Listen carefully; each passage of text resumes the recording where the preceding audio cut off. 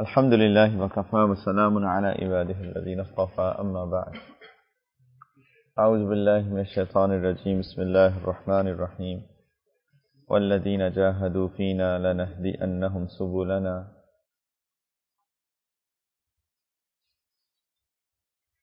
سبحان ربك رب العزة عما يصفون وسلام على المرسلين والحمد لله رب العالمين اللهم صل على سيدنا محمد وعلى آل سيدنا محمد وبارك وسلم اللهم صل على سيدنا محمد وعلى آل سيدنا محمد وبارك وسلم اللهم صل على سيدنا محمد وعلى آل سيدنا محمد وبارك وسلم. He's saying, Imam Ghazali rahmatullah alayhi, that in order to start, the guidance has a start and the guidance has an end. There is Bidayatul Hidayah and there is Nihayatul Hidayah. And the Bidayatul Hidayah is the outward aspect of taqwa, and the Nihayatul Hidayah, the goal is that you also get the inward aspect of taqwa. And that's a very deep thing to get. But at least start. And then he says taqwa is of two types, or two parts. Taqwa has two parts. In other words, Bidayatul Hidayah has two parts. And one is narrated to the umur, the acts that we do, the matters that we do in the obedience of Allah subhanahu wa ta'ala. And the second thing is istinabul ma'asi, is staying away from sins. So taqwa is to remember taqwa, definition of taqwa. It is that we fulfill our fara'id, the mandatory things, the obligatory things, and two, that we stay away from sins. So we left the first portion, we started the second portion, which is al-qawlu fi ijtinab al-ma'asi, staying away from sins. And then he said that it is difficult to leave desires. Desires become the source of sins of people. It's easier for people to make change in their outward, but it is very difficult to make changes in the inward. In other words, to leave the shahwat. And then he says, but this is what we all need to strive, because it is a must. It is not a choice, because if you don't have it, you're not even starting this journey towards Allah subhanahu wa ta'ala. Your ilm will be of no use if you don't leave sins, right? And then he says that the sins are done basically with the body parts, and especially with 7 body parts. And then he also mentioned that the doors of hellfire are 7. And every single door of the hell is destined for the people who sin with one of these body parts. Right? And those 7 body parts are what? The eyes, the ears, the tongue, the stomach, the private parts, the hand, and the feet. And then we did the adabul ayn, the etiquettes of what we should be doing with our eyes, right? And then he says, don't look at non-mahrams. Don't look at anybody with lust. Don't look at a Muslim. Don't look down upon a Muslim. Don't look at with haqarat, with ihtiqar. And also don't look at the faults of other Muslims. And then he says, as far as the ears are concerned, ears, don't listen with it. Don't listen the words of bid'at from the ears. Don't listen to backbiting. Don't listen to lewd talks. Don't listen to, he said al-khawdu fil batil. Right? Al-khawdu fil batil, which is basically the speech of falsehood. The speech of falsehood. And I mentioned in that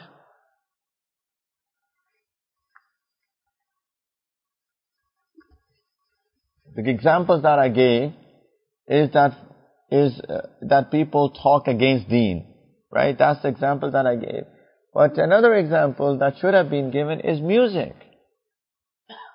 That's also part of that.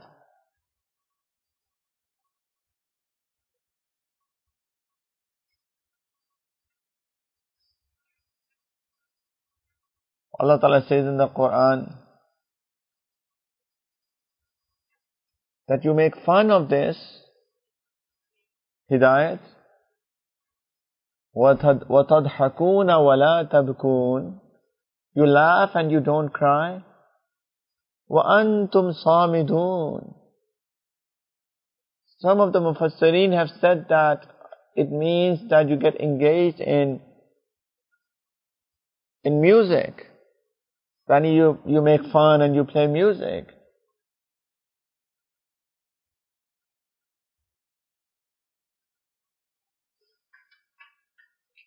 At another place, Allah subhanahu wa ta'ala, when He talks about love things, the vain talk, that also, according to Mufassirin, it includes music. So music is also the words of falsehood.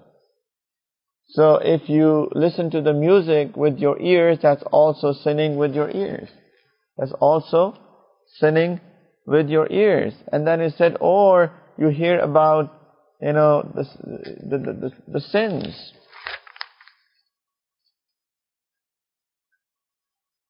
Or you hear about the faults of people, right? So they are all sins.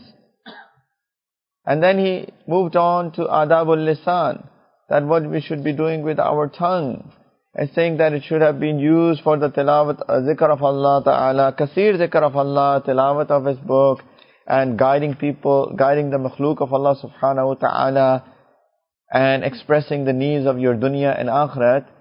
Right, that is what was the need of, what was the use of the tongue. But when He used that for anything other than that, you have done the kufran of the ni'mat of Allah. You have been ungrateful to the blessing of Allah subhanahu wa ta'ala. And He's saying this tongue is something that is from amongst all of the body parts that overpowers you the most. And it also overpowers all of the makhluk. The way that it hurts people, it harms people. One word can actually cause destruction. Literally, this tongue is the weapon of mass destruction. You can actually destroy communities. You can destroy people, group of people with your tongue. And then He mentioned this hadith, وَلَا يَكُبُّ النَّاسَ فِي النَّارِ عَلَى مَنَاخِرِهِمْ إِلَّا حَصَائِدُ أَلْسِنَتِهِمْ. That people are not thrown into the hell on their faces for anything more than the harvest of their own tongues. More than what their tongues earn for them. So that's where we stopped. And then we said, فَاسْتَظْهِرْ عَلَيْهِ بِغَايَةِ قُوَّتِكَ حَتَّى لَا يَكُبَّكَ فِي قَعْرِ جَهَنَّمَ. He's saying, struggle to overpower your tongue. With all of your quwwat, with all of your strength, with all of your might. So that before that it throws you in the hellfire on your face. Get control of your tongue. فَفِي الْخَبْرِ. And He said, in this is a khabar. Khabar is a hadith. It's like regarding this, there is a hadith of the Prophet sallallahu alaihi wasallam. What is that? That inna rajula la yatakallamu bil kalimati liyadhika biha ashabahu fayahvi biha fi qa'ri jahannama 70 kharifan. That indeed a man, he talks with his tongue, he says a word with his tongue so that he can make his companions laugh with that. And it throws him in the qa'r of Jahannam. It throws him in the valleys of Jahannam for 70 years. Yani people don't even think as to what are they saying. They just say a word so that people will just laugh. It can be a lewd talk. It can be a lie. It can be a comedy. It can be anything but that thing which is against Shariat, right? And all what his niyat is what? To make people laugh. They can even lie. And then later on say, oh, just kidding. Right? So people will laugh at that time. That was his niyat. Prophet ﷺ is saying that indeed a man, he speaks a word so that he can make people laugh with that, but then he is thrown into the fire because of that for 70 years. And so for example, the deep valley, and you throw a stone.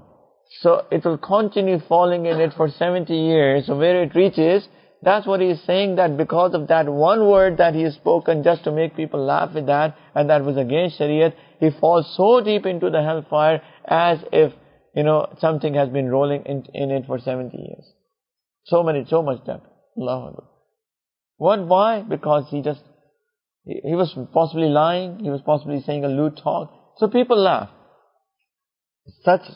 How destructive is the tongue. وَرُوِيَ أَنَّهُ قَتَلَ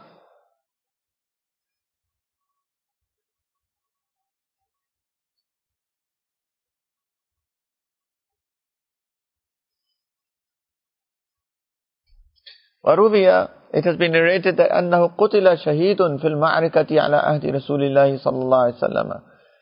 That a shaheed was martyred in a fight in the time of the Prophet sallallahu alaihi wasallam. فَقَالَ قَائِلٌ And somebody said,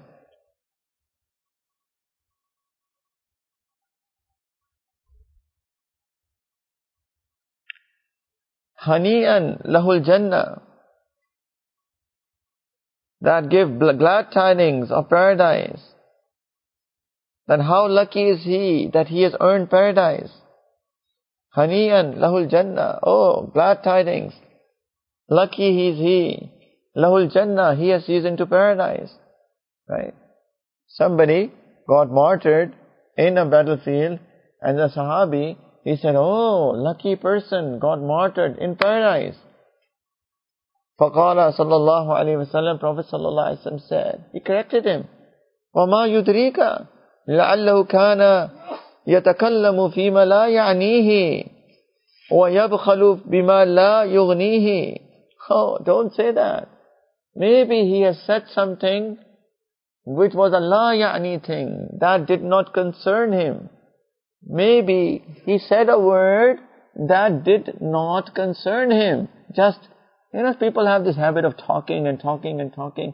It doesn't make any sense. La ya'ni thing doesn't give him the benefit of dunya or the akhirat. He's saying maybe he said something which did not concern him. How do you know he's in paradise? Maybe because of that vain talk, he is not in paradise. Allahu Akbar. Or he has been bakhil, he has been stingy in something that would not have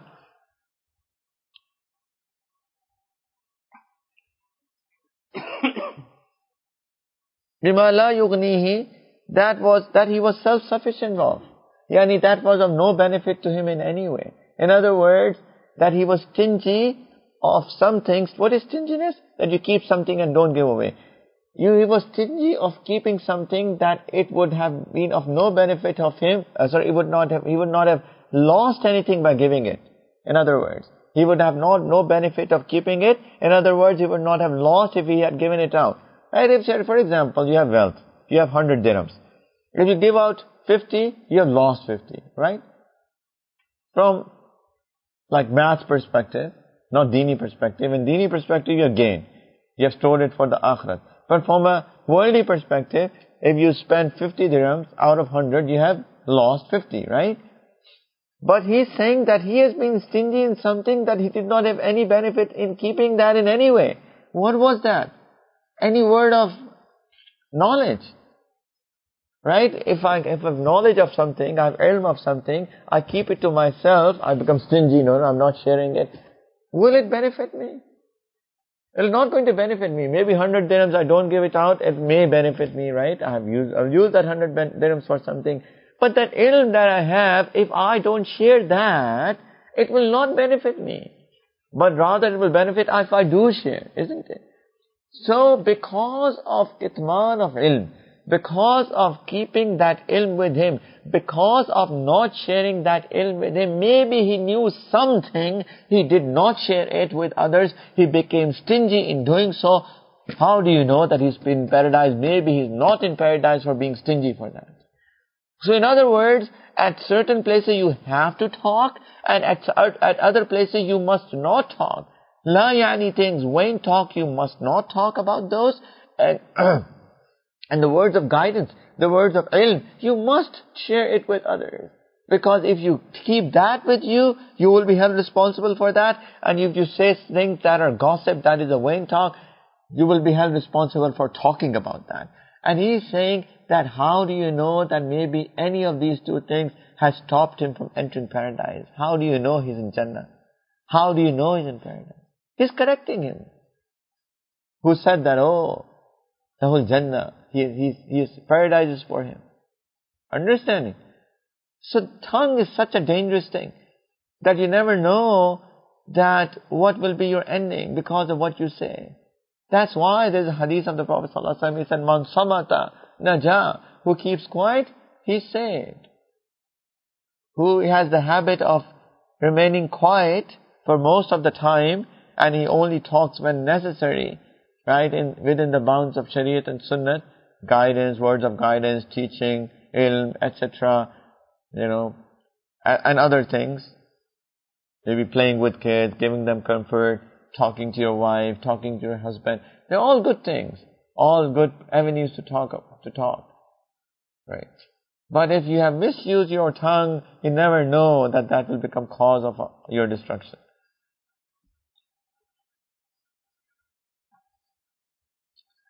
And then he says, فَحْفَظْ لِسَانَكَ مِنْ ثَمَانِيَةٍ. Safeguard your tongue, protect your tongue from 8 things. Number 1, al-awwalu, al-kadhibu, lying. فَحْفَظْ مِنْهُ لِسَانَكَ فِي الْجِدِّ وَالْهَزْلِ. Save your tongue from this, yani from lying, فِي الْجِدِّ وَالْهَزْلِ, in seriousness and in joking. There's no room for lying. There's no room for lying. Even if you're joking. And this is such a common problem. People think that they are just being funny about something and they can just lie and say anything just because they're kidding. There's no room for lying. Be in seriousness and in joking.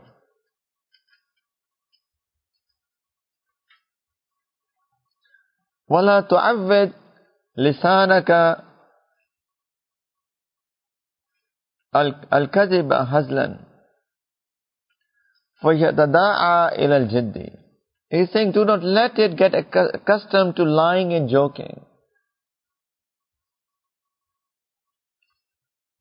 فَيَتَدَاعَى إِلَى الْجِدِّ.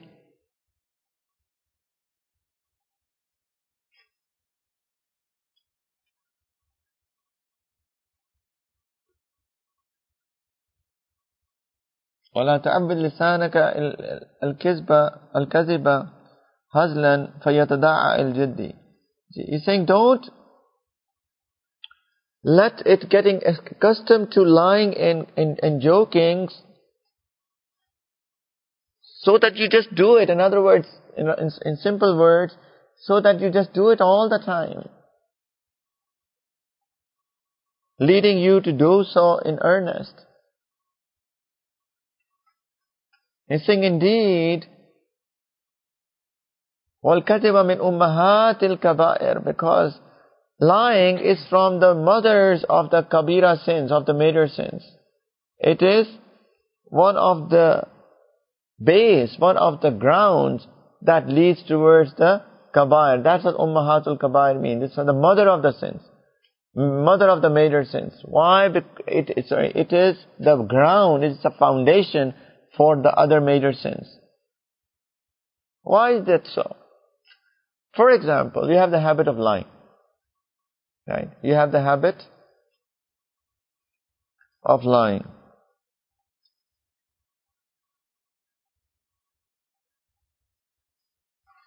Sorry, going back. Now I can. وَلَا تُعَوِّدْ لِسَانَكَ الْكَذِبَ هَزْلًا فَيَتَدَاعَى إِلَى الْجِدِّ. He's saying, don't let it getting accustomed to lying. Don't get your tongue accustomed to lying in joking. Otherwise, you will do so in seriousness as well. You'll get in the habit of lying. So it's closer to the translation and closer to make you understand. Otherwise, you will get into the habit of doing so in seriousness also. Some people don't lie in seriousness, but, as I said, they have the habit of lying when they're joking. Right? He said, don't do so in even joking. First thing first is not allowed, and second, if you do so, a time will come that you will also start doing that in seriousness. Alright? And saying, وَالْكَذِبُ مِنْ أُمَّهَاتِ الْكَبَائِرِ. Lying is from is a mother of kaba'ir. It's a foundation of kaba'ir. Why is it? Because, say you have the habit of lying, right? And you do a sin. And your father got a hint of that you have sinned, you have done something wrong. Some sin. And he calls you and he asks you, did you do that? Now if you are in the habit of lying, what will be your response? No. Right? You have lied. And the father may trust you and he may let you go. And the next time when the shaitan will again put that waswasa of sinning, I can lie. Then that will lead you to do that sin again. Because you can escape just by lying, right? But say if you have the habit of speaking the truth, lying is a kabira, it's a major sin, I cannot lie, full stop. Now, the first time your father caught you, and did you do that? And it's a major sin. I've done one sin, I cannot do another. Yes. I'm ashamed of that. I'm sorry. And your father will say, alright, you have said the truth, I'll let you go, don't do that again. Right? That will be his response, most likely. And by the way, this should be your response to your children. If you catch them doing something and if they are true in if they agree to that, alright, last warning, don't do that again. Don't punish them at that time. Unless they're hiding. Because if they're hiding, that's a true sin. So now you have to be more serious with them. Because it's leading them towards fire. Right? They're sinning and they're hiding. And it will continue hiding and they will continue sinning and they are running towards hellfire. We have to be very careful about that. Sometimes we don't even care about what our children are doing. What are they watching? What are they seeing? Parents give them phones with internet and they watch all of the filth on their phones and they have free access to internet and and they can Google anything and they can search anything, they can watch anything, and the father and the parents have no concern whatsoever. Don't do that to your children. You're oppressing your children.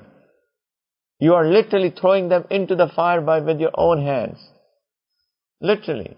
You're throwing your children into the fire with your own hands. Which parents want that? That their children get burned in the fire. But if we don't do this is in reality what we are doing.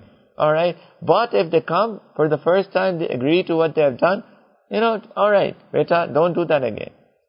Last warning, it's for your own benefit that you don't do that again. Treat them like that.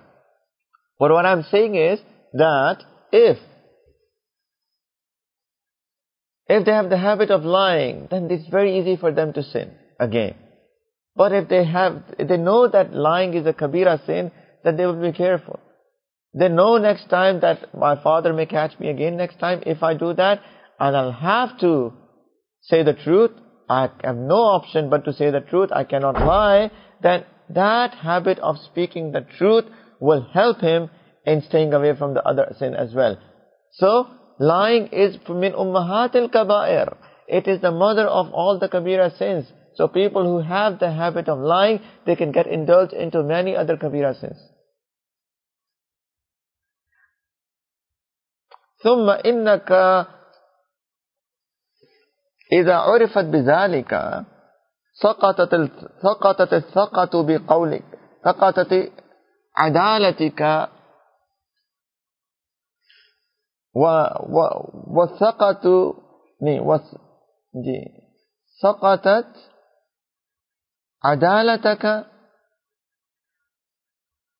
سقطت عدالتك والثقة بقولك. سقطت عدالتك والثقة بقولك. Then he says, that if you become known for lying, if you have the habit of lying and people know that you have the habit of lying, what will happen?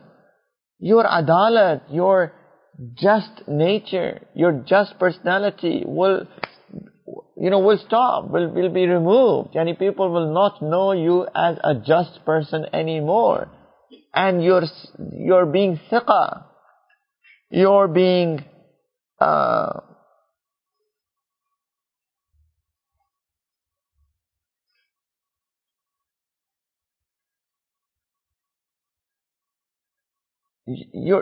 your trust in your speech will be lost.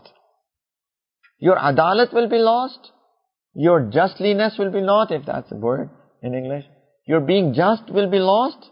And the trust in your words will be lost if you are known for lying. Right? People will not believe in you anymore.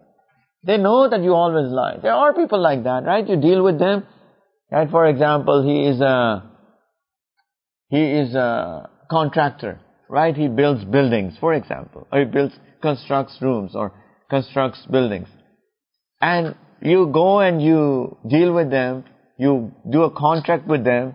When will it be done? Oh, next Friday, right? They know it's not going to be done next Friday. But they give you a word. Next Friday. They're lying. Next Friday comes and it's 50% done. What will happen? Maybe you'll give me a chance. I'm sorry. Give me another 5 days. Another 5 days pass by. It's still 70% done.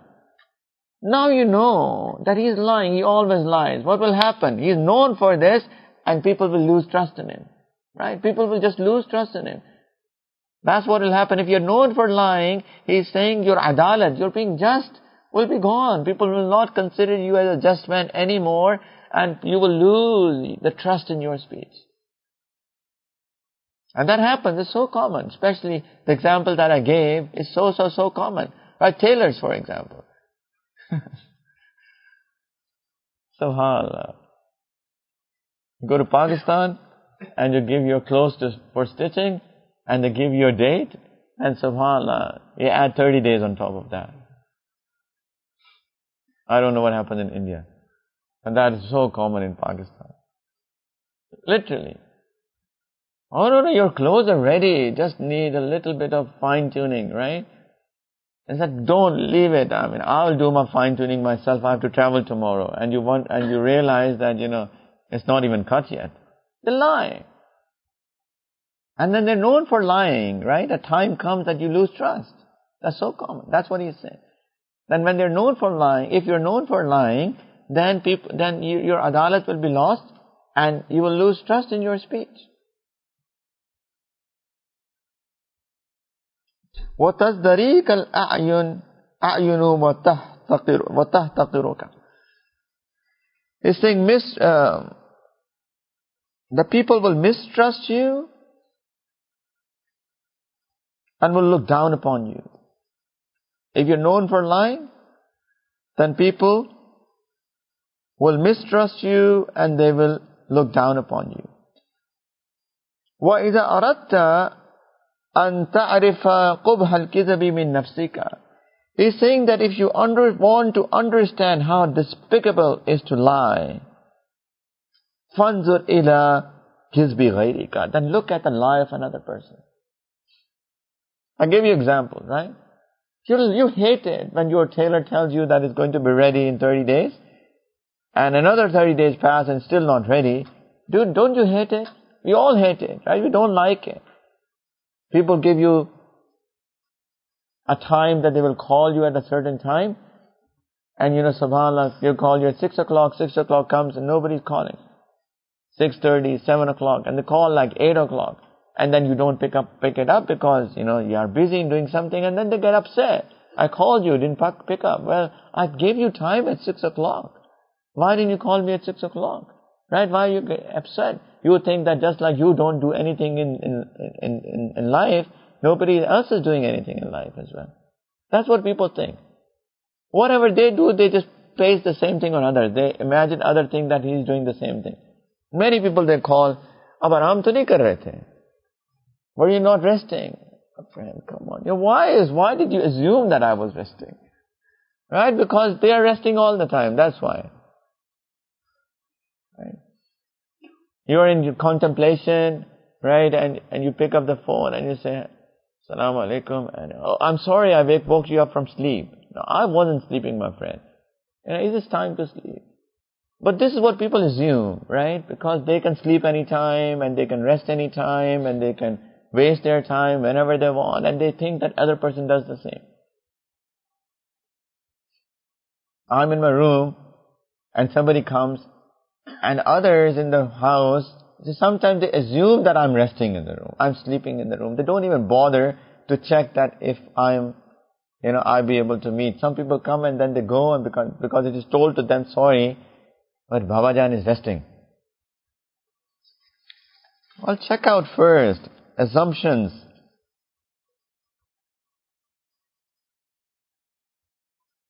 Alright, so you hate it. You hate other people lying. So if you want to know how despicable is lying, then you look at the lie of others. If you hate it, people hate you as well when you lie. Right? And that's true for everything, by the way. That's true for everything. It's true for everything. If you don't like the way your mother-in-law treats you, talking to women, then don't beat that mother-in-law as well. It's amazing. These girls, they hate the way their mother-in-laws treat them. I don't know why mother-in-law treat them like that, first thing first. But if they hate it, then they become mother-in-laws and they treat their daughter-in-laws the same way. Didn't you hate it? Why are you doing it now? Your daughter-in-law will hate you as well for that. And likewise, right? And vice versa. فإذا أردت أن تعرف قبح الكذب من نفسك فانظر إلى كذب غيرك وإلى نفرة نفسك عنه, and your nafrat, your hatred for that, واستحقارك لصاحبه, and your haqarat for your companion, for that sahib, you're looking down upon that person who has lied to you. وَإِسْتِقْبَاهِكَ لَهُ, and your judgment of his action as immoral. You know that he's done an immoral thing. He did not give you clothes at time, right? He's immoral. When you hate it, you dislike it, you look down upon it, then why do you lie? Why do you lie to others? You are doing the same. People will look down upon you. If you want to know what is lying, then look at when people lie to you. وَكَذَلِكَ فَافْعَلْ فِي جَمِيعِ عُيُوبِ نَفْسِكَ. That's what I said. Likewise, he said, do the same with all of the sins of your nafs. Like, whatever you do, look at others as to how do you take others people's same faults. If you hate it, people hate you as well.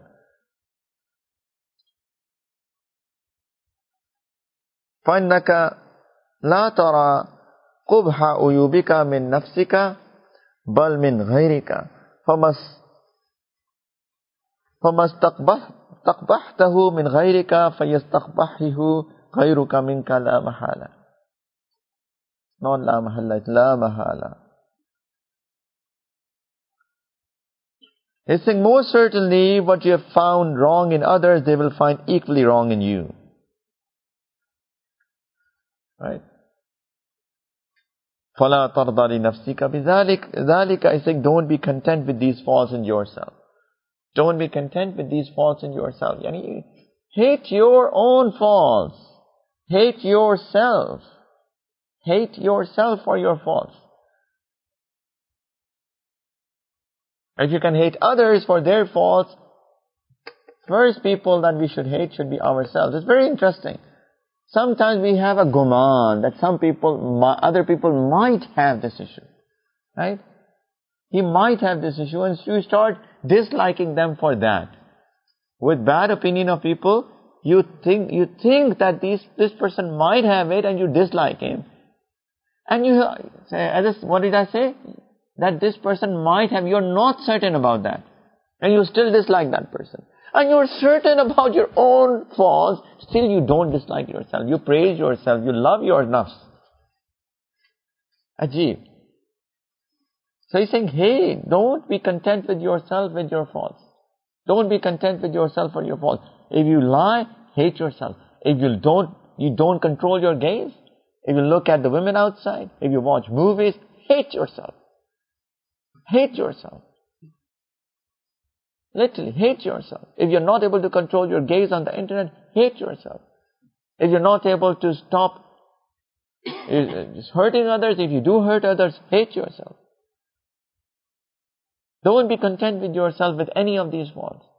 Because if you're content, then that's it, you're moving towards destruction. Right? So the first thing that you should safeguard your tongue from is lying. Second, الثاني الخلف في الوعد. Breaking a promise. Breaking a promise. فإياك أن تعد بشيء وتفي به. Beware of promising anything and then not keeping the promise. Beware that you do a promise with somebody and then you don't keep up with that promise. بل ينبغي أن يكون إحسانك إلى الناس فعلا بلا قول. He's saying that rather let your goodness towards people be in realm of action, without words. What does that mean? He's saying some people, they just promise and they don't fulfill their promise. He's saying it's not words. People are not, they don't get impressed by you with the words that you speak. Rather, they get impressed by you with your actions.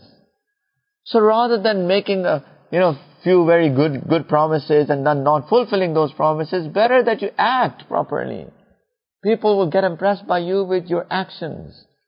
Do good actions. And don't say bad words. Don't make wrong promises.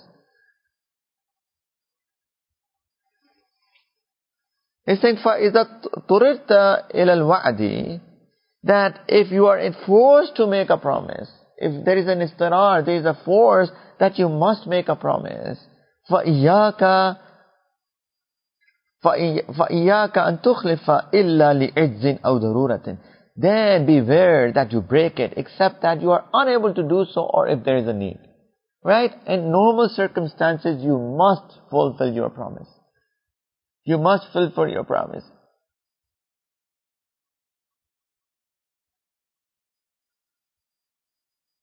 Allah Ta'ala says in the Quran that the promises will be asked for on the Day of Judgment. They will be asked for, did you fulfill your promise or not? In normal circumstances, you have to make your efforts that you fulfill it. There are times that you are not able to do so. For example, I tell you that I'll come and visit you tomorrow at 8 o'clock in the evening, right? This is a promise. The word of a believer is a promise. You don't have to say, I promise that I'll come and visit you at 8 o'clock. You don't have to say that.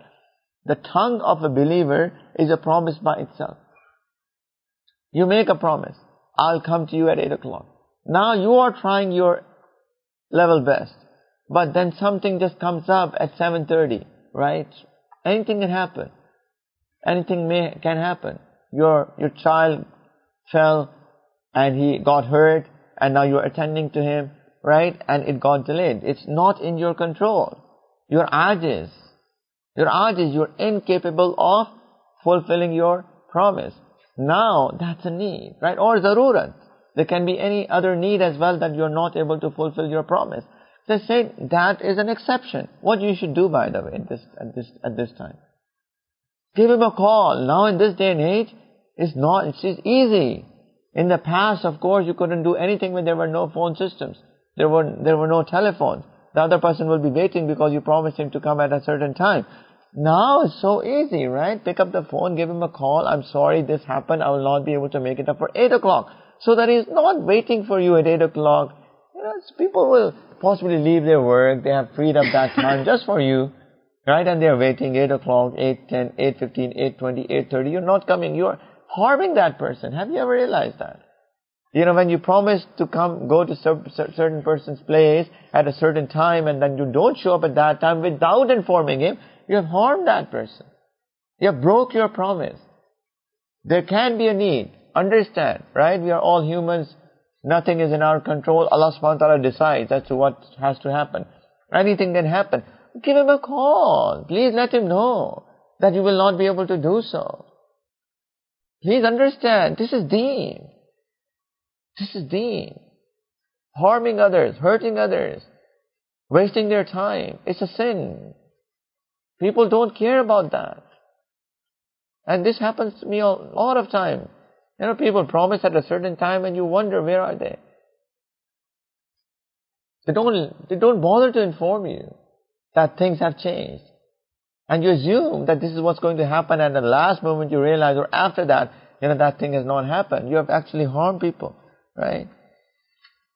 So he's saying that except with idz, right, or darura, that illa li'idin aw daruratin, of course that's a time that you will not be able to fulfill your promise, but in normal circumstances, first thing first, don't make a promise, right? And if you have to, you are forced to make a promise, then you have to make sure that beware that you break your promise except in the case of idz or darura. فَانْذَلِكَ مِنْ أَمَارَاتِ النَّفَائِقِ وَخَبَائِسِ الْأَخْلَاقِ. Because breaking a promise is from the signs, from the alamat of nifaq. Prophet ﷺ said in one of the hadiths, and that's coming. قال النبي صلى الله عليه وسلم. What is that? ثلاث من كن فيه. Three things that if they are in somebody فهو منافق, then he's a munafiq. وإن صام وصلى, even if he prays and he fasts. Yani outward actions of a Muslim, but these three things, if they are in a believer, he is a munafiq, he is a hypocrite. Said, who? Man إذا حدث كذب, that when he speaks, he lies.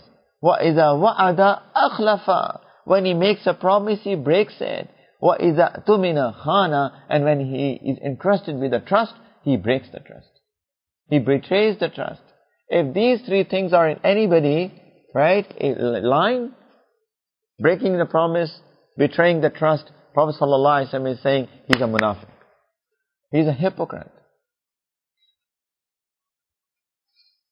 Please, we have to be people of actions. That's what he's saying. Rather show your action, through your action. Be good to people. Be good to people with your actions.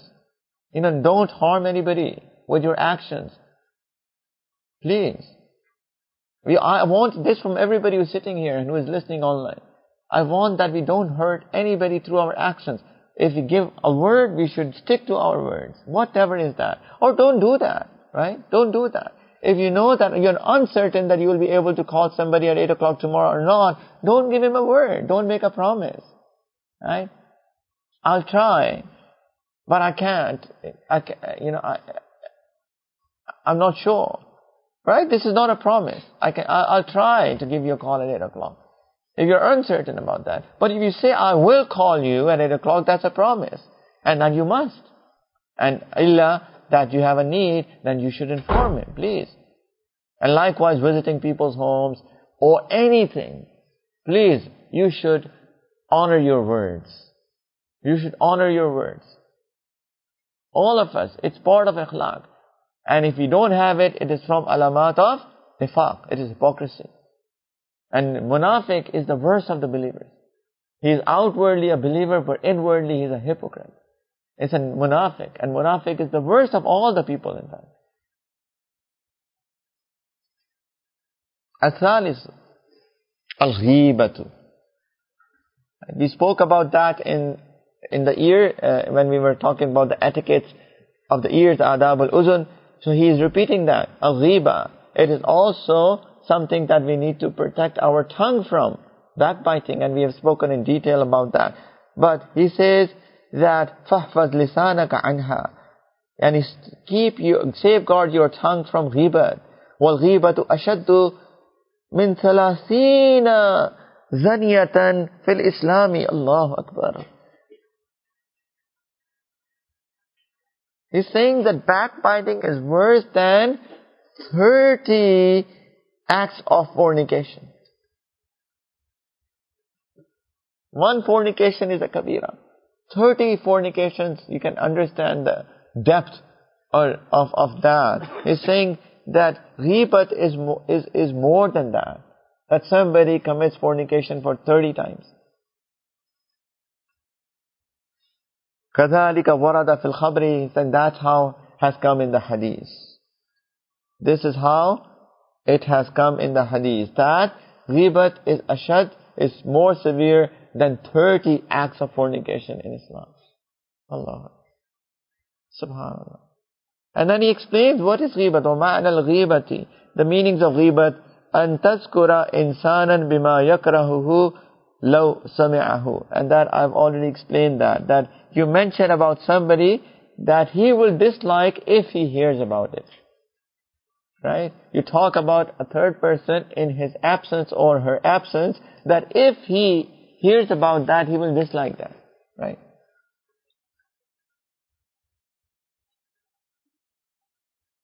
فَأَنْتَ مُخْطَابٌ ظَالِمٌ وَإِن كُنْتَ صَادِقًا. He's saying, if you do that, you mention about somebody, that if he hears about that, he will dislike that, you are mukhtab, you are the one doing ghibat, you are zalim, you are an oppressor, even if you are true in talking about him or her. And I told you, if that was not true, that would have been buhtan, that would have been a slander. وَإِيَّاكَ وَغِيبَةَ الْقُرَّاءِ الْمُرَائِينَ. He's saying, beware of the... He's saying, وَإِيَّاكَ وَغِيبَةَ الْقُرَّاءِ الْمُرَائِينَ, that beware of the ghibat of the qurra, the reciters, mura'in, who show off. What does that mean? It means that there are some reciters of the Quran who will recite beautifully. For what? So that because they want to show off. They want to show off. But in reality, what are they doing? They are reciting Quran, an outward act of good. That's a hidden thing. They want to show people that how good reciters are they, and they will recite Quran in a beautiful way. But, people will think that as if you're reciting Quran and you are doing an act of good, right? So it's a hidden, an indirect way of earning your praise.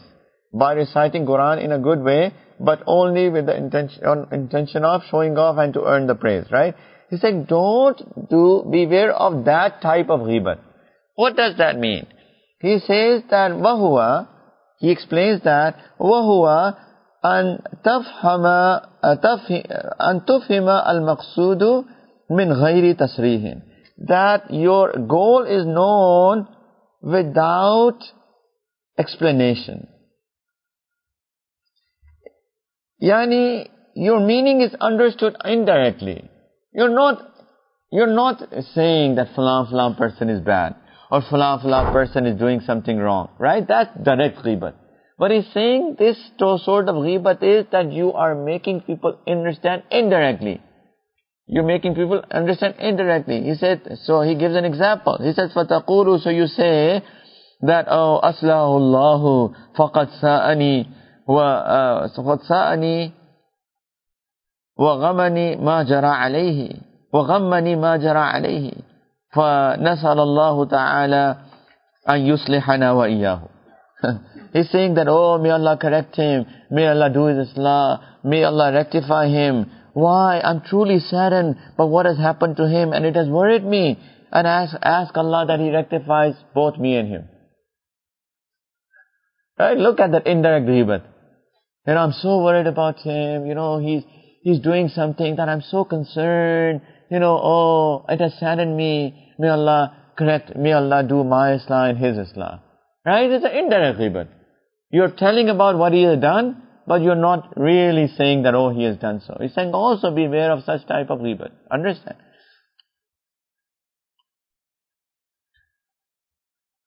فَإِنَّ هَذَا جَمْعٌ بَيْنَ خَبِيثَيْن. Because, in this two khabith things have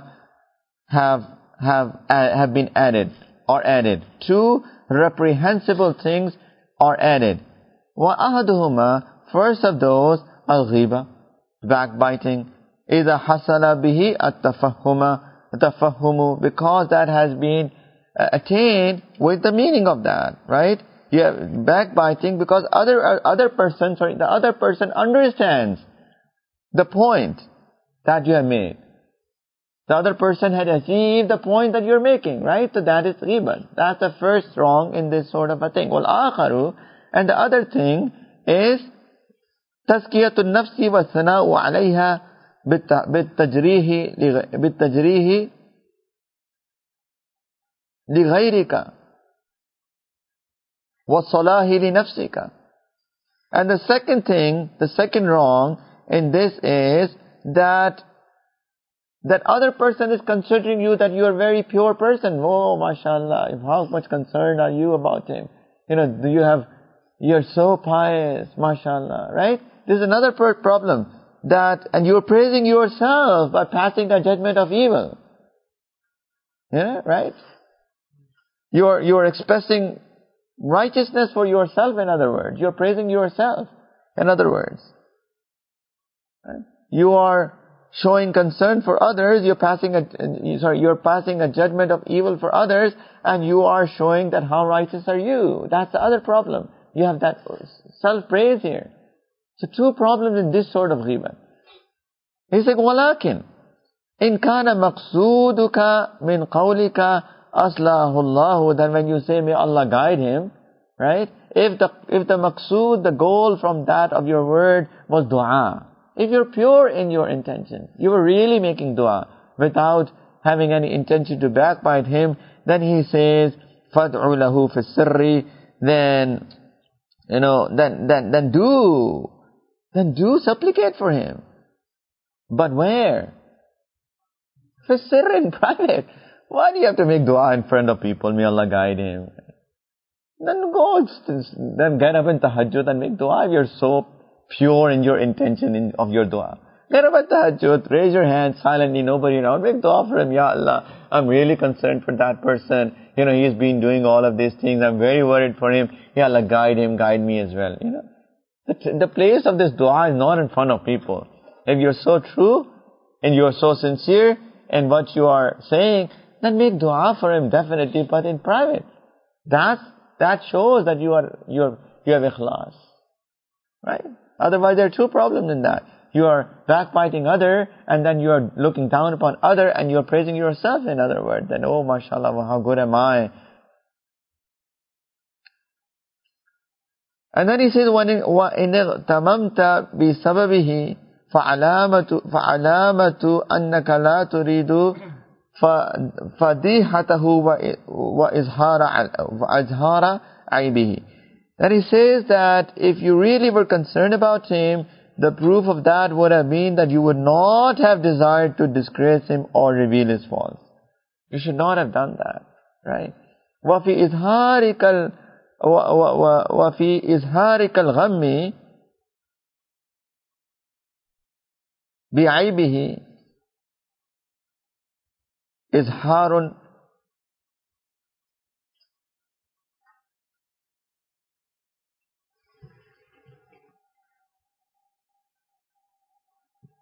I don't know what is that. Should have فَفِي إِظْهَارِكَ الْغَمِّ بِعَيْبِهِ إِظْهَارَ تَعِيبِهِ.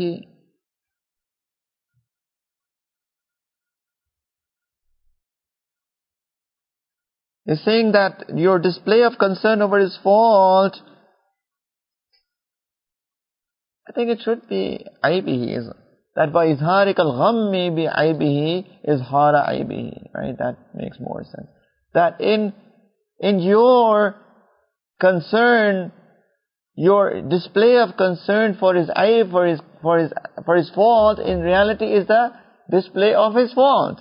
And you are showing concern for his fault, but in reality you are displaying his fault. Right? So that's it, don't do that. And then he says, وَيَكْفِيكَ زَاجِرًا عَنِ الْغِيبَةِ قَوْلُهُ تَعَالَى. He said, it is enough for you it is sufficient for you as a scolding from about backbiting is the qawl of Allah subhanahu wa ta'ala, وَلَا يَغْتَبْ بَعْدُكُمْ بَعْدًا. Allah ta'ala says, don't backbite each other. أَيُحِبُّ أَحَدُكُمْ أَن يَأْكُلَ لَحْمَ أَخِيهِ مَيْتًا فَكَرِهْتُمُوهُ. That do you like, that does one of you like that you eat the meat of your dead brother, and you definitely dislike it, right? When Allah ta'ala says that, it's enough for you as a correction, as a scolding, right? Regarding ghibat. That Allah ta'ala says, don't backbite each other. And do you like to eat the meat of your dead brother? And you definitely dislike it. In other words, when you do ghibat of somebody, it is as if you're eating the meat of your dead brother. Your brother, your real brother dies, passes away, and what do? Rather than, feeling bad about it and burying him with honor, you go and you cut him off and you eat his meat, right? Such a despicable act. Just like backbiting is like that. When you backbite your brother, your sister, somebody, right? As if you're eating the meat of your dead brother. And you dislike that, so dislike backbiting as well. It's enough of a scolding from Allah regarding ghibat. It's enough. It should be enough. فَقَدْ شَبَّهَكَ اللَّهُ بِآكِلِ الْمَيْتَةِ فَقَدْ شَبَّهَكَ اللَّهُ بِآكِلِ لَحْمِ الْمَيْتَةِ. He's saying that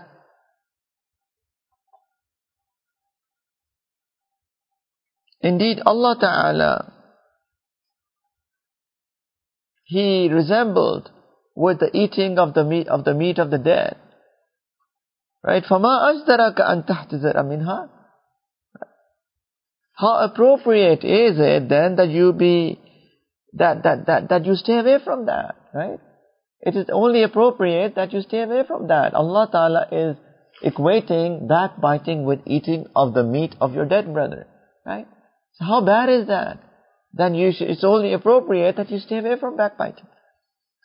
وَيَمْنَعُكَ عَنِ الْغِيبَةِ أَمْرٌ لَوْ تَفَكَّرَتْ فِيهِ.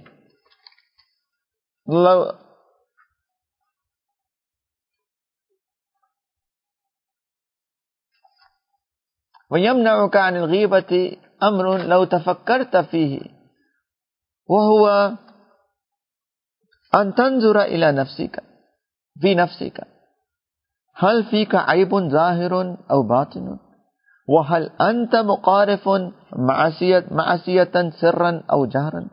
He's saying that there is a matter which should stop you from backbiting against Muslims if you were to ponder upon it, if you reflect on that. He said, turn to yourself and think that, is there any flaw in you, zahiran or batinan? Is there any fault in me? Outwardly or inwardly? Is there anything? Am I perfect? Or are you doing any sin? Are you having any ma'asiyat? Are you disobeying Allah Ta'ala sirran aw jahran? Either in private or in front of people? Are you doing anything? Look into yourself and think, ponder upon yourself. Do I have any issues? He said, فَإِذَا عَرِفْتَ ذَلِكَ مِن نَفْسِكَ. If you get to know about that in your own self, فَعْلَمْ أَنَّ عَجْزَهُ عَنِ التَّنَزُّهِ عَمَّا نِسْبَتَهُ إِلَيْهِ كَعَجْزِكَ وَعُذْرَهُ كَعُذْرِكَ. He's saying, if you know this to be about, that this is the case with yourself, also know that the other person's inability to free himself from what you have been ascribed to him is also the same as your own, and his excuse is also the same as yours, right? If you are also into sins, and you are giving excuse for yourself as to why are you sinning, give excuse to him as well. Maybe he's trying. You tell to yourself, right? People come, they are not able to control their gaze, and one common thing, I'm trying. Well, you are giving excuse to yourself while Imam Ghazali rahimahullah is saying that all of these things that he is mentioning, you must take it on board right away. Even if you say that I give me time. In other words, he is saying that you are fooling yourself. You are heading towards destruction. If you cannot take, because this is bidayatul hidayah. This is start of the guidance, start of this journey to Allah. right? If you, but still, despite of that, you are fooling yourself and you're saying, I'm trying, you are being deceived by shaitan, then give excuse to others as well. Why are you backbiting him? Why are you doing it to him? Give him an excuse. Maybe he's right.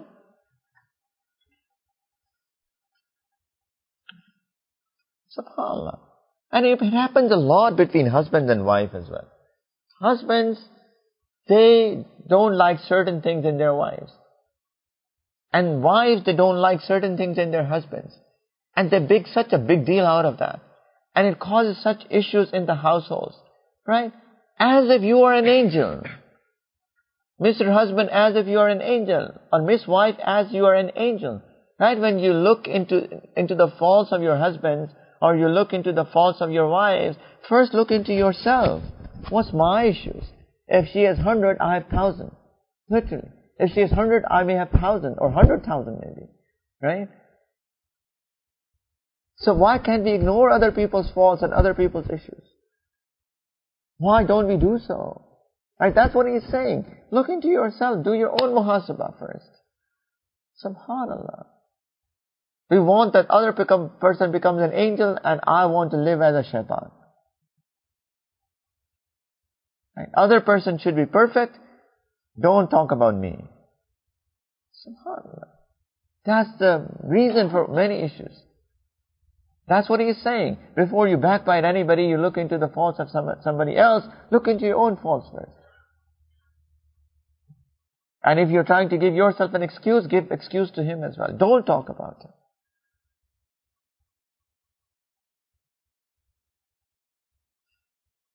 وَكَمَا تَكْرَهُ أَن تُفْتَحَ وَتُذْكَرَ عُيُوبُكَ. He's saying, just as you hate to be shamed, and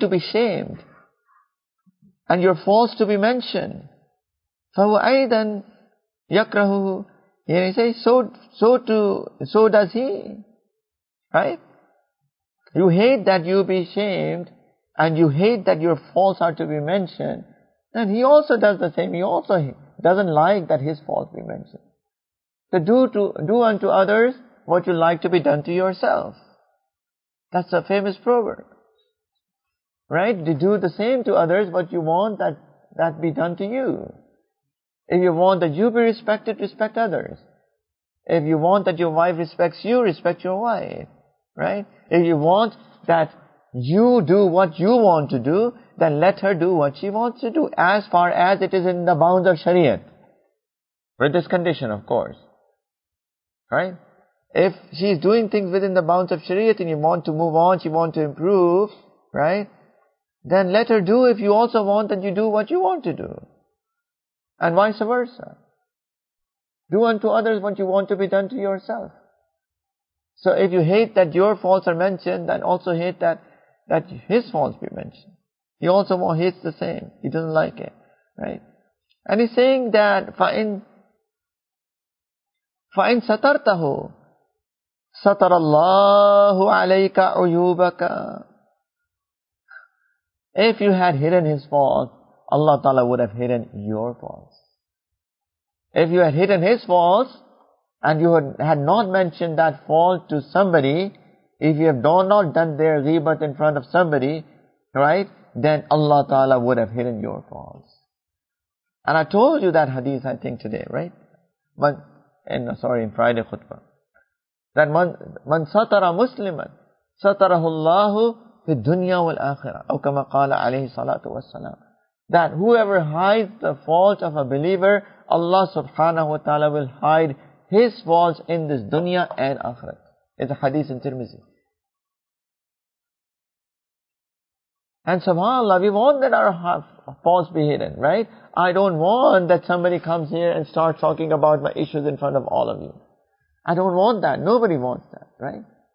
Just imagine that if we don't hide faults of others, in other words, we do their ghibat in front of others, then what if Allah subhanahu wa ta'ala on the day of judgment will have our list of issues, and Allah Ta'ala will start mentioning our issues in front of our wives and our husbands and our parents and our children and our friends and our relatives, our brothers and our students and our teachers and everybody. Imagine how much ashamed we will be on that day. And we can only save that from happening if we start hiding faults of others and don't mention it to anybody else. Right? If فَإِنْ سَتَرْتَهُ سَتَرَ اللَّهُ عَلَيْكَ وَيُوبَكَ. If only you had hidden that, Allah Ta'ala would have hidden your faults. وَإِنْ فَضَحْتَهُ سَلَّطَ اللَّهُ عَلَيْكَ أَلْسِنَةً حِدَادًا يُمَزِّقُونَ عِرْتَكَ فِي الدُّنْيَا ثُمَّ يَفْتُكَ اللَّهُ فِي الْآخِرَةِ عَلَى رُؤُوسِ الْخَلَائِقِ يَوْمَ الْقِيَامَةِ. He's saying that if you had disgraced him, Allah Ta'ala will let you lose upon you sharp tongues. Right? SubhanAllah. If you are planning to disgrace him by doing his ghibat, that's your niyat. It's not one of those types that I mentioned where it is allowed. Your niyat was to disgrace him in front of people. Allah Ta'ala will let a lot of tongues loose upon you. In other words, Allah Ta'ala will then bring up people, many people who will have tongues in their mouths as well, and they will all talk against you and will embarrass you and disgrace you in front of the whole world. Ruining your honor in this world. They will ruin your honor in this world. And then Allah Ta'ala will shame you in the hereafter in front of all of the creation as well. For what? For backbiting others. With the intention of disgracing them. That's why people generally just backbite others. What else is the niyat? Right? Unless this is one of those types. And there it is, I've already mentioned that there is a benefit in doing so. To save others from harm. But if, in general circumstances, normal circumstances, he is saying that, if you do so, Allah will disgrace you in this dunya through people, and Allah Ta'ala will disgrace you in front of every single creation on the day of judgment. وَإِن نَظَرْتَ إِلَى ظَاهِرِكَ وَبَاطِنِكَ فَلَمْ تَطَّلِعْ فِيهِمَا عَلَى عَيْبٍ وَنَقْصٍ فِي دِينٍ وَلَا دُنْيَا فَاعْلَمْ أَنَّ جَهْلَكَ بِعُيُوبِ نَفْسِكَ أَقْبَحُ أَنْوَاعِ الْحَمَاقَةِ وَلَا عَيْبَ أَعْزَمُ مِنَ الْحُمُقِ. Allahu Akbar. He said, if you have looked at the outward and inward aspects of your own self and not found any flaw or deficiency, neither in your deen or dunya, in your religious affairs or your worldly affairs, then know that your ignorance of your own flaws is the worst type of stupidity, of foolishness, and there is no greater flaw than being foolish and stupid. Being ahmaq. So he's saying, remember he said that if you find faults in others, look into your own self. And now you say, alright, let me look into myself. Oh my God, I'm an angel. Right? I'm the best person on the face of the earth. I don't have any issues. I have no flaws. Right? So it is allowed for me to talk bad about others. He said, be it in your deen or dunya. So look into everything. My religion, perfect. MashaAllah. I'm a wali of Allah.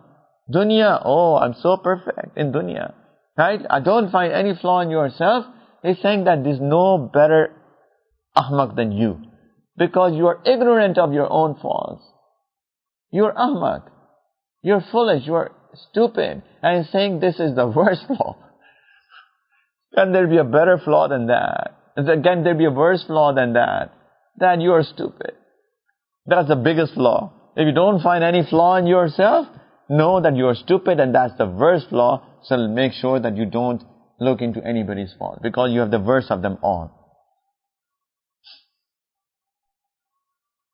SubhanAllah. Many people take bath. And this is a very common complaint. Oh, I think I was better before bath. A year has passed and I think I'm becoming worse. Very common thing, very common comment. You know what has happened? Before your bath, and then after bed you start doing your mamulah, start sitting in the sohbat of your shaykh, start listening to his advices, right? And before you had possibly 1,000 faults. I'm just giving you an example. But you did not know about any of your faults. Now, with all of this process, maybe they have reduced to 900 and maybe you're looking at 500 of them. Right? Before you had 1,000, you were not able to look at any of yours. Now you have 700, you have reduced 300, possibly. I'm just as an example. But now you are looking at 500 of those. And you feel that you have gotten worse. You have felt that you have gotten worse. In reality, you have gotten better. That was the issue before. Somebody just recently took bed. I said, look, I want that you look into yourself and you find faults in yourself. Give me a list of your issues. Do some muhasabah of yours. She was sister. First response, I don't think so that I have any issues. Apparently. I can't think of any. Let's put it that way. Give her a benefit. I don't think of any. I said, no, think about it. I'll give you time, right? Think about yourself. I wanted her to do her own muhasabah. That was my goal. That was my niyat of that. Right? Now, if people think that they are angels, how can they develop themselves? Think about it. And a few days later, she came with tons of her issues. And a few days earlier, she was not thinking of any. That's what happens to people. They think that they're perfect. Other people have faults, right? My wife is a culprit. My husband is a culprit. I am the best, right? That's the problem. Honestly. Allah Ta'ala says that in the Quran. Taking the side of the wives. That if you dislike one thing in her, why don't you ignore so many good things in her? It's in the Quran. If you dislike one, Allah Ta'ala has put so many good things in her as well. Why do you ignore that? Right? That's the problem. And really, if I look into my own self, I have many more than hers. I'm many more than hers. And that will keep me humble. And that will stop me from uttering those words of disrespect and those words of, the bad words that I utter. And you're doing zulm upon zulm. First, thinking of herself as bad and you are the worst. And the second, that you are, disrespecting her as if she is your slave or something like that. As if she is your servant. Please beware. Have taqwa of Allah. Have khawf of Allah. Fear Allah in that. Fear Allah Ta'ala in that. Regarding your wives and your children, please. And your husbands as well. Prophet ﷺ said that I was shown hellfire in Mi'raj, and I saw that the majority of the people in the hellfire are women. And he was addressing the women. He was giving khutbah to the women. Prophet ﷺ used to give specific bayans to women. He had specified Wednesday for women. That was his, in our terminology, it was a Women's Day. Right? I saw a majority of people of the hellfire are women, and the Sahabiyat got concerned. Why, Ya Rasulullah? Because he said, because they do kufr. Kufr, this word is used in different meanings. One kufr is disbelief, and one is kufr in the meanings of kufran, yani ungratefulness. Ungratefulness. Said because they yakfurna. He said they do. He used the word kufr. The Sahabiya said, Ya Rasulullah, do they do kufr with Allah?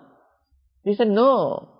Yakfurna bil ashir. They are ungrateful to their husbands. They are ungrateful to their husbands. They do so much for them, but they do one thing wrong, and these women say, oh, you have never done any good to me in your life. Right?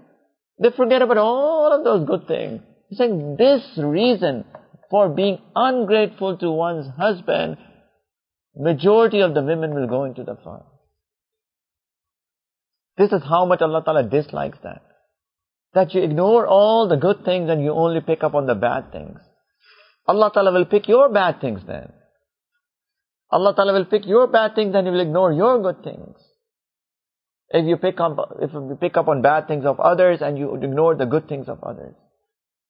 Right? SubhanAllah. And likewise, right? Husbands. SubhanAllah. Ajib.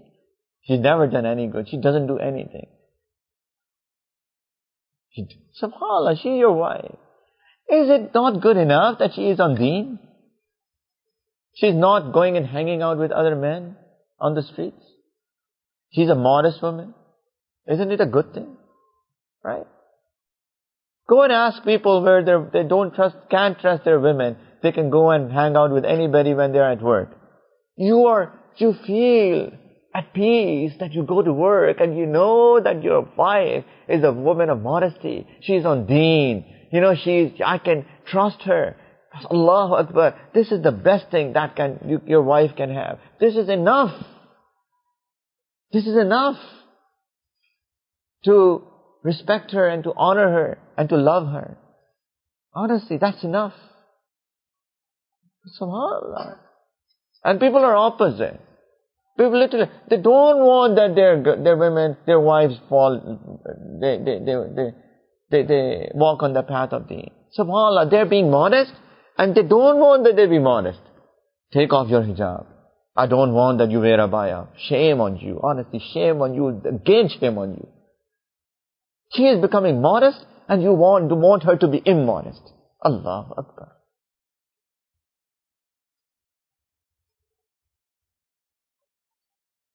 SubhanAllah.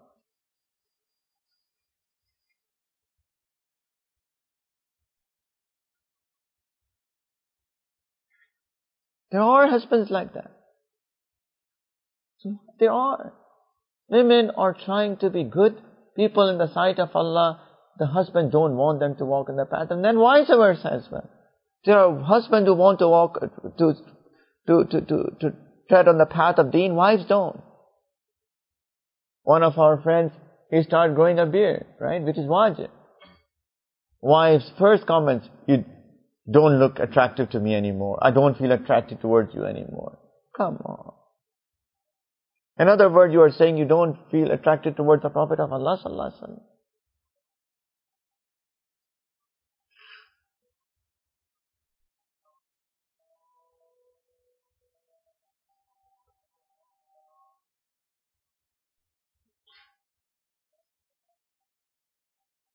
So it's saying that it's the biggest flaw is that you are not able to look at your flaws. That's the biggest flaw.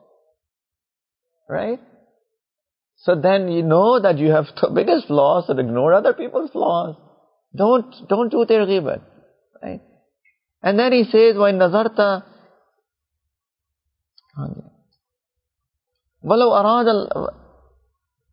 أَرَادَ اللَّهُ بِكَ خَيْرًا لَبَصَّرَكَ بِعُيُوبِ نَفْسِكَ. If Allah subhanahu wa ta'ala decides good for you, if Allah subhanahu wa ta'ala decides good for you, He will give you the ability to see your faults. Beautiful statement. If Allah ta'ala decides good for you, He will give you the tawfiq of looking at your own faults. Because that's the start of your correction, of your self-development, of your Islam. You need to know what's wrong in me before you can correct it, isn't it? You don't even know that you have love of dunya in your heart. How can you take it out of your heart? You need to know your faults before you can correct it. So, if you start seeing your faults, know that Allah Ta'ala wants good for you. Right? If you start having this feeling that look, as if I'm getting worse and worse, glad tidings to you. Mubarak. That you're getting worse. Because you feel it. That you're getting worse, right? Allah Ta'ala is opening your faults in front of your own eyes. Allah Ta'ala is opening faults in front of your own eyes. It's a glad tiding, it's a good news, because Allah Ta'ala has decided good for you. He's opening your faults in front of your own eyes. SubhanAllah. وَلَوْ أَرَادَ اللَّهُ بِكَ خَيْرًا لَبَصَّرَكَ بِعُيُوبِ نَفْسِكَ وَرُؤْيَتُكَ نَفْسَكَ بِعَيْنِ الرِّضَى غَايَةُ غَبَاوَتِكَ وَمُنْتَهَى جَهْلِكَ وَجَهْلِكَ. He's saying that looking at yourself with an eye of satisfaction is the height of foolishness and ignorance. Looking at yourself with an eye of satisfaction is the height of foolishness and satisfaction. Don't be content with yourself, ever, ever. Right? ثُمَّ إِن كُنْتَ صَادِقًا فِي ظَنِّكَ فَاشْكُرِ اللَّهَ تَعَالَى عَلَيْهِ وَلَا تُفْسِدْهُ بِثَلْبِ النَّاسِ وَتَمَضْمُدِ بِأَعْرَاضِهِ فَإِنَّ ذَلِكَ مِنْ أَعْزَمِ الْعُيُوبِ. If, however, you are truthful and sincere in your opinion, going back, if you are truthful and sincere in your opinion of the other, yani, despite of all of that, it's really true, really, really true. Something is doing wrong, that thing is not in you, right? Somebody is mistreating others, say for example, and you are not mistreating others, right? You looked into your, first thing he's saying, look into yourself first. You are really not doing anything wrong like that. Other person is doing that. Sincerely, truly, you have done your muhasabah, and you found it's not in you, it's in other, right? What do you do then? What do you do then? Is it allowed to do ghibat now? It's like, no, then do shukr to Allah, alhamdulillah, for this tawfiq. Allah gave me this tawfiq. Allah Ta'ala gave me this tawfiq to do so. And he just did not get tawfiq. It's like, don't ruin this blessing by slandering others and destroying their reputations. For this is one of the greatest of the faults. فَإِنَّ ذَلِكَ مِنْ أَعْجَمِ الْعُيُوبِ. Right? If you really truly think if you don't have that issue other has, still it does not give you an excuse to backbite others. What you should be doing, do shukr to Allah for this tawfiq, and don't ruin this blessing by start talking about others and destroying their reputation, because this is one of the biggest issues. Alright? Fourth thing, الرابع المراء والجدال ومناقشة الناس في الكلام. The fourth issue of the tongue. The fourth issue of the tongue. Mira means disputations, disputing with others. Jidal, argumentation. Munaqashatun nas fil kalami, having a competition in debate with people. People dispute with others, and some people just argue for the sake of arguing. That's another issue that people have. And then, people they try to compete with others in debates. Who can prove it better? Just for the sake of doing it, no sincerity. This all is in wrong ways, right? Some people just want to prove their point, and they debate, right? That's another sin of the tongue. Or disputing with somebody, or arguing with somebody. Just argue for the sake of argumentation. All of these are also something that are the wrongs of the tongue, and we have to be away from that. He's saying, فَذَلِكَ فِيهِ إِذَاءٌ لِلْمُخَاطَبِ. All of these things are wrong because it harms the one who is addressed. وَتَجْهِيلٌ لَهُ. And it makes them feel ignorant. وَتَعْنٌ فِيهِ. And it criticizes them. وَفِي ثَنَاءٌ عَلَى النَّفْسِ وَتَزْكِيَةٌ لَهَا بِمَزِيدِ الْفِطْنَةِ وَالْعِلْمِ. And in it is praising oneself and attesting to your own superiority in both intelligence, fitna is intelligence, wal-ilm, and knowledge. When you dispute with others, when you argue with others, when you compete with others in debates, in reality, what are you doing? You are making him feel as if he is ignorant or she is ignorant and I am right? It is criticizing that person. It is, in other words, praising your own self. I'm intelligent, you don't know. Right? You don't know how come. I'm more intelligent. It's showing, in other words, by arguing, by disputing or debating with people. Right? This is, in other words, you're showing I am more intelligent. And you're praising yourself, and you are saying that I'm superior in intelligence than you, and I'm superior in knowledge than you. This is what you are trying to prove with these things. Disputation, argumentation, and debates. And all of these are wrongs. Right? Praising yourself is a wrong thing. And looking down upon others is also a wrong thing. And this is what is in reality in these things. Alright? ثم هو مشوش للعيش فإنك لا تمارى سفيها إلا ويؤذيك. He's saying that these things disturb your life. These things will also disturb your life. For example, in your house, you have an argumentation with your wife. will you feel good about it at the end of the day? Right? If you live with love and care, right? That's what brings peace in your house. But you're always arguing. Both of you are arguing all the time. It will just disturb the whole environment of the house and your life. What good will you get out of that? Any good will you get out of that? Nothing. Right? This is what he is saying. These things will just disturb the peace in your life. These are the things that cause lack of peace in your life. Argumentation.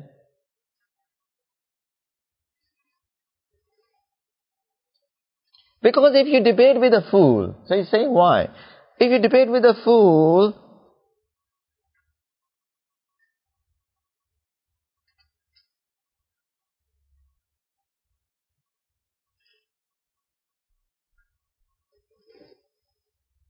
that you don't debate with a fool, but he will harm you. He will annoy you. If you debate with a fool, nothing will happen, but he will harm you. And subhanAllah, there are some people that you talk to, and they are not intelligent, right? Allah Ta'ala has just not given them intelligence. And you try to prove your point, and subhanAllah, the way that they will respond, I will rather, alright, thank you very much, let me go. It's no point talking. It's mental torture sometimes. You try to tell somebody who is not understanding what you are trying to say, and he will argue back out of his unintelligence. And it will not get you anything but your mental torture, right? You will not argue with a fool except that he will harm you. وَلَا تُمَارَ حَلِيمًا إِلَّا وَيَقْلِيكَ وَيَحْقُدَ عَلَيْكَ. He's saying that you will not debate with a more intelligent person, and he will disdain you and he will detest you, right? If you argue with a foolish person, he will just give you mental torture. And if you argue with an intelligent person, he will actually detest you because he's more intelligent. He's going to prove his point. So what's the point of arguing with him? Right? In any way, he's saying that any of the argumentations will just take away the peace in your life. فَقَدْ قَالَ صَلَّى اللَّهُ عَلَيْهِ وَسَلَّمَ. Indeed, Prophet sallallahu alaihi wasallam has said, مَنْ تَرَكَ الْمِرَاءَ فَهُوَ مُبْتِلٌ بَنَى اللَّهُ لَهُ بَيْتًا فِي رَبَدِ الْجَنَّةِ وَمَنْ تَرَكَ الْمِرَاءَ وَهُوَ مُحِقٌّ بَنَى اللَّهُ لَهُ بَيْتًا فِي أَعْلَى الْجَنَّةِ. Allahu Akbar Kabira. Prophet sallallahu alaihi wasallam has said, understand this hadith. Whoever leaves an argumentation while he is wrong, Allah Ta'ala will build him a house on the outskirts of paradise. He is wrong. He should not have argued in any way, right? But still, there are some people who just want to argue, despite of the fact they know they're wrong. If you leave an argumentation, a debate, a quarrel, for the sake of Allah, even though you are wrong, Allah Ta'ala will make you a house in paradise. Ajib. You were not supposed to debate. You're not supposed to argue. You were wrong. But you leave it. Allah Ta'ala will make you a house for that. And if you leave argumentation while you are right, Allah Ta'ala will build you a house in the highest part of paradise. You're talking to your spouse. You know you are right and she is wrong. You know you are right and he is wrong. Right? You know it. But you just leave it for the sake of Allah. Let it happen. Doesn't matter. I leave it for whom? For Allah. Allah Ta'ala, as a result of that, will build you a house in the highest daraja of paradise. What do you want? You want that your point be proven today, or you want a house in the highest level of paradise? What do you want? You prefer. I want a house in paradise. Let me leave it. Alright, what do you want? I know I'm right in myself. I'm not saying anything. Let her do what she wants. That's fine. Okay. Or I know that he's wrong, and she says, let him do what he wants. That's fine. Illa, except it's against Sharia. That exception remains. There is no room for that. Right? For example, if he says that, our daughter, I'm not going to let her wear hijab, right? Or our sons are not going to the masjid to pray, and she wants that, there is no room for that, right? It is fard. for a woman for a daughter to cover up, and it is wajib that masjid is next door, our sons should go to the masjid and pray there, right? Then there is no room for any compromise on that, of course. But still, there is an adab of having difference of like proving your point as well. The adab of doing that's a total separate thing. You're not talking about that. Still, there has to be respect. The words that should be used should be soft. The tone should be low. You should try to prove your point by honoring him, not disgracing him or her, right? So we're not talking about something that's against Shariah. We're talking about things that are within the bounds of Shariah. If you know you are right, and she is wrong, or you know that you are right and he is wrong, right? Just leave it for the sake of Allah. Let it go, let it happen. Doesn't matter. And for example, I'll just give you an example. It just popped up in my head. A random example, right? You have to go to the airport. You have to catch a flight. She says, we must go 4 hours before the flight. And you know that, airport at this time, it'll take 15 minutes, midnight. And even if you like go 2 hours before, you still be able to check in easily. I know, I've traveled a lot. She doesn't travel. I know all of these. She's adamant, no, we must go 4 hours before. Let's go 4 hours before. Leave it. What's the point of arguing? Right? You're happy with 4 hours? You feel satisfied? Let's go 4 hours before. I'll leave it leave that argumentation for the sake of Allah. What do I get as a result? House in the highest paradise. Allah. Have you ever thought about that? Please learn leaving argumentations. Learn it. It's heavy, I know, on the heart. My ego. Ana ka masla hai na? It's an ego issue. How come can't she say what she is saying? Doesn't she know I am the husband? Huh?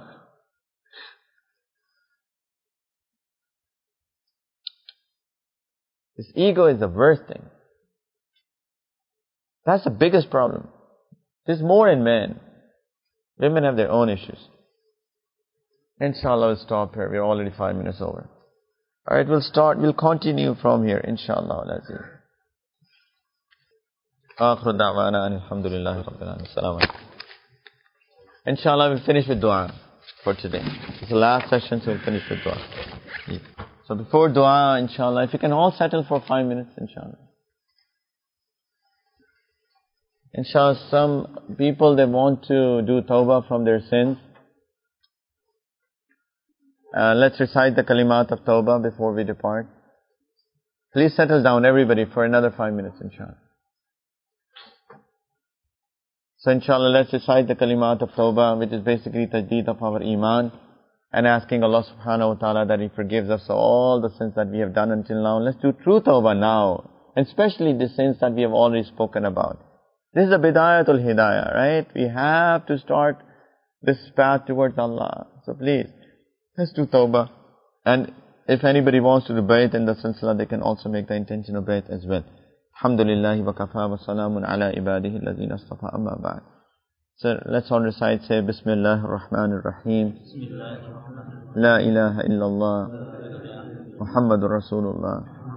Amantu billahi wa malaikatihi wa kutubihi wa rusulihi wal yawmil akhiri wal qadri khayrihi wa sharrihi min Allah ta'ala wal ba'si بعد الموت آمنت بالله كما هو بأسمائه وصفاته وقبلت جميع أحكامه إقرار باللسان وتصديق بالقلب أشهد أن لا إله إلا الله وأشهد أن محمدا عبده ورسوله أستغفر الله ربي من كل ذنب وأتوب إليه برحمتك يا أرحم الراحمين. There are a few ma'mulat that our mashayikh have taught for the people who don't know. is number 1, istighfar, morning, evening, 100 times each. Astaghfirullah Rabbi min kulli zambin wa atubu ilayh. Second is salawat ala nabi sallallahu alaihi wasallam. Allahumma salli ala Sayyidina Muhammad wa ala ali Sayyidina Muhammad wa barik wa sallim. Third is tilawat of the Quran, as much as you can. And the fourth thing is something called muraqabah. Muraqabah is doing the zikr of Allah Ta'ala in the heart. The way to do that is for some time sit in isolation, close your eyes, focus on the left hand side of your chest, as if this is the spiritual heart, and as if Allah's mercy is coming in my heart, and if the heart is doing zikr with the name of Allah, Allah, Allah, Allah, my heart is doing it, I'm listening. So don't say it with your tongue, sit focusing on your heart with this niyat for 10-15 minutes, very powerful zikr. And last but not the least, please always be in a state that as if Allah Ta'ala is looking at you, always. He knows what I do, what I see, what I talk, what I hear, etc. Always have this feeling. Inshallah, it will help you in doing all what we are studying. It will help you in living in argumentation for the sake of Allah. I know Allah is looking. I may be right. I'm right. Let me leave it. Allah knows it. He'll give me a house in the highest paradise. Right? Istizar is necessary for that. You get angry, very angry, you know Allah is looking. If I don't leave my anger, what if Allah Ta'ala gets angry at me? I know Allah is looking, right? I will just go make wudu, drink water, but I will not react on my anger. So this is necessary, istizar of Allah Subhanahu wa Ta'ala, all the time. Something pops up on your screen, right? You know Allah is looking, Allah is here, nobody is here, but Allah Ta'ala is looking at what I'm seeing, looking at, we'll shut that down and not look at it, not click on it, right? It needs istizar of Allah Subhanahu wa Ta'ala. So please, have istizar of Allah Ta'ala all the time. Please, my friends, follow sunnahs. Outwardly, you should look like the Prophet Sallallahu Alaihi Wasallam, and your ikhlaq, your character should be like the Prophet Sallallahu Alaihi Wasallam. Alright? Inshallah, dua kalak. Alhamdulillah Rabbil Alameen. Allahumma salli ala Sayyidina Muhammad wa ala ali Sayyidina Muhammad wa barik wa sallim. ربنا ظلمنا أنفسنا وإن لم تغفر لنا وترحمنا لنكونن من الخاسرين. ربنا لا تزغ قلوبنا بعد إذ هديتنا وهب لنا من لدنك رحمة إنك أنت الوهاب. Ya Allah, please accept these sessions from all of us. Ya Allah, Ya Arhamar Rahimeen. Ya Allah, we tried to sit, Ya Allah, in gathering together for your zikr, to remember you, to talk about your beautiful deen. Ya Allah, you talk about the beautiful words of one of your awliya. Ya Allah, just like you accepted this of your wali, Ya Allah, accept these gatherings from us as well. Ya Arhamar Rahimeen, ignore our shortcomings, the lack of sincerity, the lack of ikhlas, the show-off, lack of adab that we had. Ya Allah, everything, we beg you that you please forgive us for that. And Ya Allah, still accept it from all of us, Ya Allah. And all of these people have come all day long, Ya Allah, they have sacrificed, left their families, their other works, Ya Allah, for your sake, accept their coming, Ya Allah. Ya Allah, put barakat in everything that they do, so that the time that they have spent here today, Ya Allah, please put barakat in their other time, so that they're able to take care of their tasks in less time, Ya Arhamar Rahimeen. Put barakat in their life, in their families, in their relationships, Ya Allah, in their time, in their wealth, in their health, in their children, in their generations, in their deen, in their iman, in their everything that they do, Ya Arhamar Rahimeen, that they have. Ya Allah, please give us the best of the dunya and the best of the akhirat. Ya Allah, please allow us to live a life of iman and die a death of iman and a kalima at our time with afiyat, Ya Arhamar Rahimeen. And Ya Allah, give us a place in the highest level of Jannat al-Firdaus, in the highest level of Jannat, in the company of your beloved Sallallahu Alaihi Wasallam. Ya Allah, in your neighborhood, and give us your didar, your vision, Ya Arhamar Rahimeen. ربنا تقبل منا إنك أنت السميع العليم وتب علينا إنك أنت التواب الرحيم. صلى الله تعالى على خير خلقه سيدنا محمد وعلى آله وصحبه أجمعين برحمتك.